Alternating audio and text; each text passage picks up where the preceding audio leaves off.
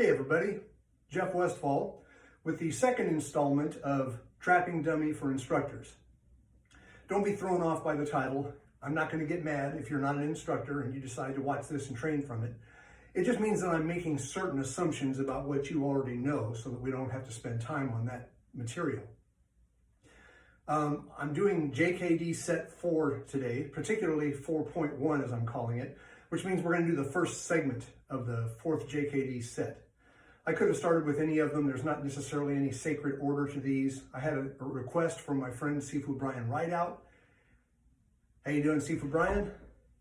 And I want to go ahead and start by explaining some of the techniques I'll be doing, and then I'll show you the sequence. The first technique I want to show you is called a chop chui. That's a leopard's paw. It's meant to hit with this knuckle, and I'm trying to drive a straight shot to the body with this. So when I do this, it comes from out here and is meant to represent a straight punch at the body. But it intersects my opponent's arm in such a way that it simulates him blocking it. If I'm standing at the incorrect location on the dummy or in relation to the dummy, it won't work. For example, if I'm using my left hand and I'm too far to the right, I can't touch the opponent's arm and still hit the body. I'm too far over. If I move over, then I notice I can be here. If I go too far to the left, the same thing is true. There's an optimal angle here. Remember my laser beam idea from the, if you also watch my Trapping Dummy for Dummies segments? I like to imagine a laser beam coming out of the end of the arm. So when I come in and do this, that laser beam is not touching my body right now. If I was too far this way, that laser beam is still touching me despite the fact that I've got my arm on the arm. That's another little helpful visual aid for you. Now my opponent is blocking this chop chui at the body, and that offers up his arm for a trap. And that trap's going to be a low pak da or a low pak sao da.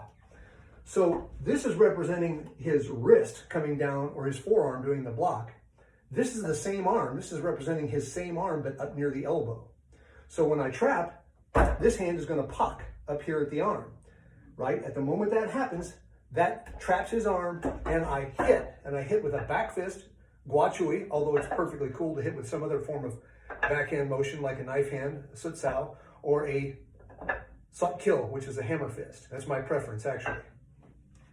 So I go chop chui, pak, hit. And I might even slightly slide this way because of the angle of the arms. It feels better when I put that in. And that's going to look like that. Now, this is representing the fact that it was just blocked. Instead of hitting here, we hit here.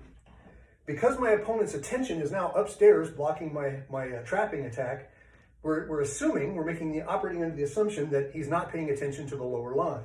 So right from that, you'll notice me execute a low line kick, and it's going to be a thrusting juk tek, sometimes called a side kick.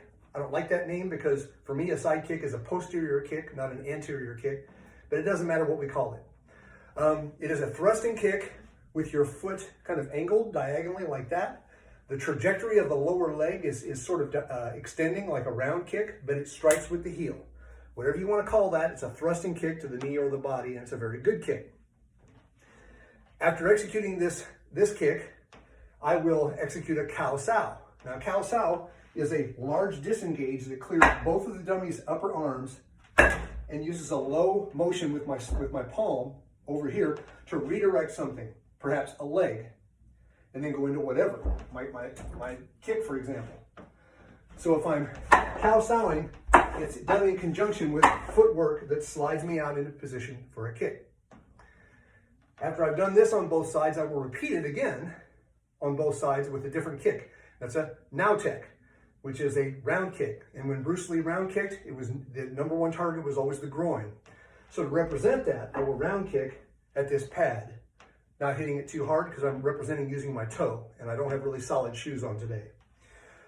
That pretty much takes care of the tools I'm going to be using.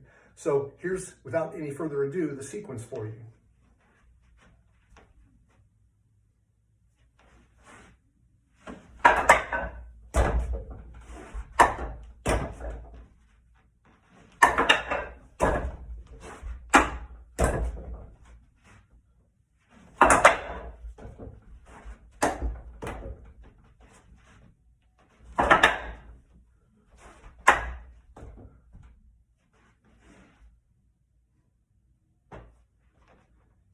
And that's JKD 4.1.